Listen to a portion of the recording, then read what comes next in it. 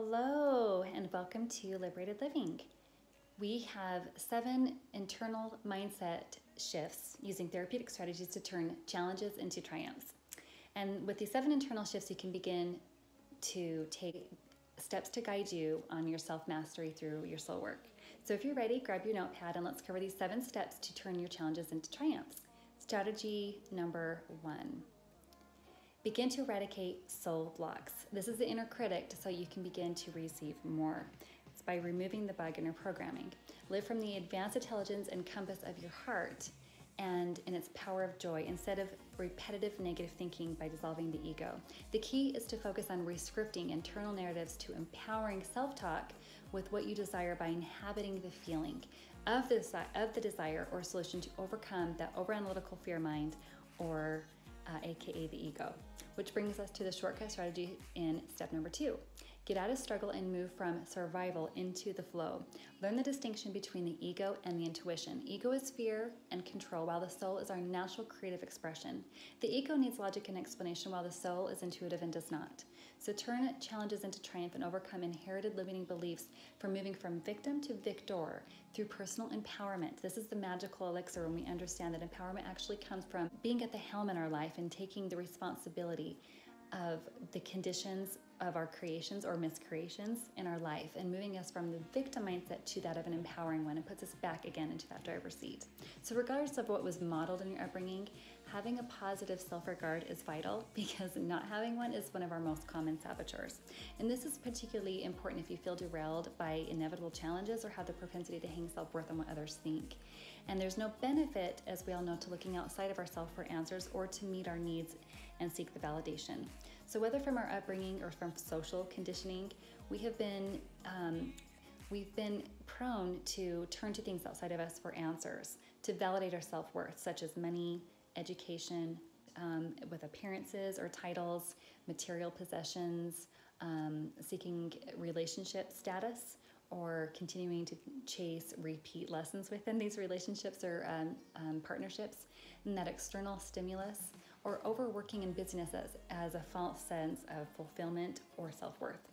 And this will most likely be determined within our genetics, but looking outside of ourselves for answers induces that codependency cycle, rather than tapping into the unlimited resources within and discovering who we are in our own intrinsic self-worth, which isn't tied to the external factors and what others think, but most importantly, how you feel about yourself.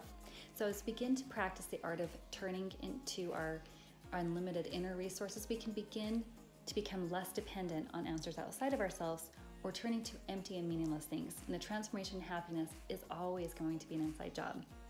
And this is because a natural tendency is so common. I want to use a common example that I've seen with this. If you're trying to fulfill a perceived void and are still seeking love and support where you are not receiving it, instead of fully embracing and receiving the love where support is available, then this is a form of self-defeat. And we must direct our attention and turn it toward the energy where it is serving us. When we continue to look for love in all of the wrong places, whether it be in relationships or wanting to feel better about ourselves through anything outside of us, it is a form of codependency rather than where it's available and channeling it inwardly. This way, you are no longer living at the mercy of others to fulfill your own needs, but learning to meet them internally, right? So come from trust, not control, and live from your heart and escape the stressful programming of cultural conditioning. The magical alchemy occurs when we step into that natural wisdom of the soul and move away from the matrix trap. Internal strategy number 4, living from the 80-20 Pareto principle in all areas of life, and also by doing less and accomplishing more, as stated by Deepak Chopra. Doing your soul work means leading from the heart and letting go of inherent negative programming, acting from those intuitive nudges rather than from the distractions of the mind, and get out of your comfort zone to take those appropriate risks that you've always wanted to take, to catalyze change and create positive results. Family patterns may have set the standards or limits to what you believe you can or cannot achieve, but remember, you have a divine personal mission that you and you only are meant to fulfill so that you can break that generational glass ceiling. And this may be imperative to relieve anxiety for anxiety sufferers. Once you do the 80% of the internal work of aligning your psychology, then the 20% external work will begin to shift and you can actionize your game plan. What's really key here is to remember that internalizing or meditating on your ideal life and envision your best or highest self. The external alignment will shift to create the best version of you. And this may materialize in ways differently than maybe what you're anticipating to reshape you for the better. And the way I see it is every time we're trying to align to anything higher, understanding we have to remove the bug in the subconscious programming that is not congruent to that particular goal. So it may serve us in order for this old programming to actually be cleared. And oftentimes that's really where we need to continue to keep the faith or not to lose the faith. So realigning you to the higher vibrational frequency. So trust this process. Again, this is typically where most often people will lose faith or self-sabotage. So alignment work does begin at the core level to align you to the life that you're meant to live. And that rapid change can be radical and the transformation. So be prepared for that swift change. It implies that it's working effectively and will be for the better, even if it may not appear that way at first. So for example, if you're doing the inner work for something specific, you may realign to the equivalent of that match, i.e. a higher caliber mate, career, home, health, or community, or whatever it is in your best interest long term to align you to who you're meant to be within that same vibrational resonance. And whether, we're partnering with universal law, so it's understanding that these are all universal principles. Wherever we are congruent or incongruent, we're going to actually see where there is some challenges, or that's typically where we're going to find where we feel the most tripped up, right? Is understanding that when we're not living in harmony with those particular laws. So understand that it can't work against us, so we have to trust that we have to actually work and align with it, and trust that it's happening for you and not to you. And this will lead us to unlock your true potential and fulfill your soul's purpose, your profound purpose. Awaken your soul's destiny, which is your particular mission, to attain self-mastery. You have a life you are meant to live, regardless of what negative bricks have been thrown at you. Just use them to rebuild your dream life instead of knocking you down, right? So receive more so you can also give more. This starts with self-care, which is an expression of self-love. You must first love yourself to the capacity you want to both love and be loved, which implies you must apply your air mask before you can apply others, and ignite your own candle before you can shine and share your light with others. And better yet, light your torch, right? When you know you're enough, you know you deserve more, and you know you're worthy of more in your life. You're worthy of more fulfillment, more love, more joy, higher quality relationships and higher quality life, more vitality and energy. And whatever that abundance area of where you're looking to call in, you have to expand your capacity to receive more, and you'll have greater appreciation and less difficulty asking for more. So not being good enough for what you want is the limiting belief in which all fears are centered. So your personal psychology does reign supreme over your circumstances and not the other way around. So once we get our mind right, then we can get all of our circumstances to also work for us. Balance your masculine and feminine nature to activate your primal energy and access this innate power. Cultivating the sacred masculine and feminine totality awakens that dormant energy within us and our higher consciousness. And this step was personally the magical elixir for me, where I needed to, where I was swinging the pendulum a little bit out of balance, and understanding that genetics play a major role in our masculine and our feminine natures. So look at where maybe you may be swinging the pendulum a little bit more into your yin or your yang nature. I personally needed to learn more to be in touch with my feminine qualities of my yin nature to establish that balance and harmony. And it was the full wholeness and healing. When we engage in hemispheric synchronicity by integrating both the feminine and masculine quadrants of the brain, understanding the right and left brain, the masculine and the feminine, we operate from full brain capacity to perform at its best, resulting in a state of unity. And it's that coherence of the heart-mind intelligence. And this biological process is our Kundalini energy, which is so often misunderstood and has so many misconceptions. This is so critical in understanding during times of midlife transits to ensure that we experience midlife awakening and not the midlife crisis, which occurs generally during the ages of 38 and 52. So we may prevent that common devastation during this often misunderstood biological growth process, and that is if it's not too late. You can also save yourself the trouble. So this takes us out of the third dimensional paradigm living and into the higher ascension of our existence versus living from our lower conscious natures and dimensions.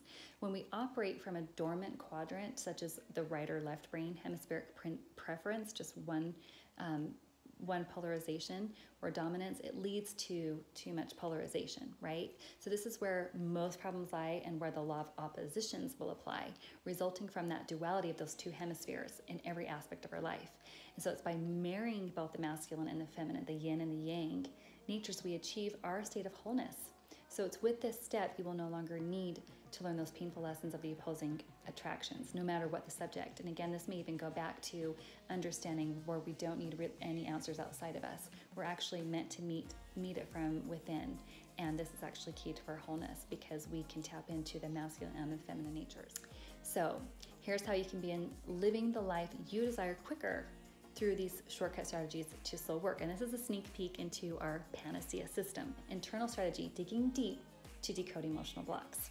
If there's anything that you desire to create that hasn't manifested and you're looking to call in, then it's likely that you have soul blocks or limiting beliefs coming from fear, or AKA the ego, which is self-sabotage of not feeling good enough or worthy to receive more. So if this does resonate, then you're blocking your soul's full state of abundance or state of receiving infinite possibilities of all that's available to you at any given moment. We are either open-minded or resistant, stagnant, or in the flow.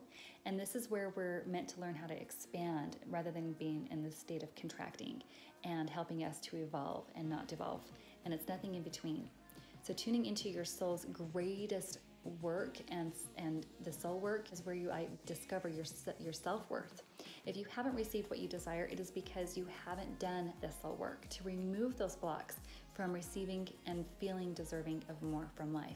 And understand, most of this is subconscious programming that was encoded prior to the age of 7. So most often epigenetics will play a role in this, and we can take a look at what was our parents' patterns and psychological programming, because it is kind of a time traveler, recognizing it's a generational seed that continues to get passed down, and it helps us to eliminate any kind of blame should we be holding them hostage for any areas where we may be feeling like there's a self-sabotage or genetics playing that kind of curse in our life. We understand that we can have compassion because they too were experiencing the same generational blocks. So upgrade your neurochemistry by rewiring this particular DNA through the process of what we call genetic recoding, which is our P.A.N.A.C.E.A model, which is a very advanced shortcut step to recoding those subconscious beliefs with upgrading the neurochemistry and reprogramming those beliefs, and letting go of the negative mental programming by elevating our mental conditioning to that of a positive and healthier mindset that works for us and not against us. And this will help awaken our authentic self to help activate the highest potential by unleashing this creative power of this guidance system and learning the truth of our limitless divinity and not identifying with the limited nature of the ego, right? Stop looking outside of yourself for answers, again, to meet your needs. Learn how to tap into that unlimited resource within. Becoming open and available to your higher self, your higher divine self, your intuition, that profound inner wisdom, and your soul's expansion. This creates a space of being open. So being open means having the mindset of being open-hearted and open-minded. And again, it's that mind-heart connection of listening in silence, tuning in, letting go of any doubts and perceived notions or opinions, recognizing that the internal work is really tapping in, whether it's connecting in nature or through, again, understanding that why meditation will trump virtually anything, because this is where we will tap into that super conscious and really that internal wisdom. So being a doubting Debbie is only what keeps us stuck and prevents us from progressing or receiving, and increasing that capacity to receive more. So be available to raise your antenna and dial into your solutions and answers that want to flow in, and realize that we're always fully being guided. So live from that advanced intelligence and compass of your heart by feeling, and in its greatest power of joy, and not from your head's over analytical state of the struggle. We all know this stuff and it's simple, but it's not always easy. And once we recognize that this internal work is required to be done, we can show you these shortcut steps to help activate this with ease and allowing that flow in your life. So I hope you were able to get something from this experience today. Thank you so much for joining me.